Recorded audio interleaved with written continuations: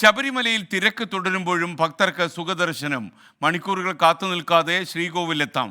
Virtual queue വഴി book ചെയ്യുന്ന ഭക്തർ കൃത്യസമയം പാലിക്കുന്നതും 18-ാം പടിയിൽ പോലീസുകാരുടെ ഡ്യൂട്ടി സമയം കുറച്ചതും വലിയ നേട്ടമായി.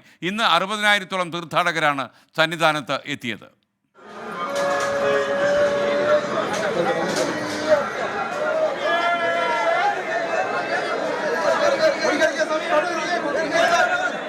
പ്രതിദിനം വെർച്വൽ ക്യൂ ബുക്കിംഗ് 70,000 ആണെങ്കിലും ശബരിമല സന്നിധാനത്ത് തിരക്ക് പ്രകടമല്ല.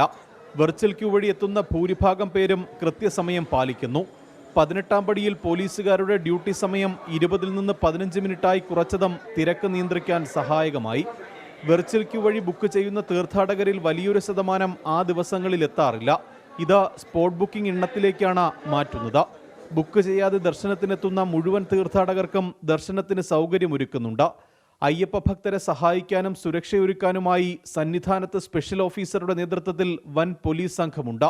ഇതിനു പുറമെ ദ്രുതകർമ്മസേനയും NDRFും സായുധ സേനയും സജ്ജം. നാളെയും 70,000 പേർ വെർച്വൽ ക്യൂ വഴി ദർശനത്തിനെത്തും. 24 സന്നിധാനം.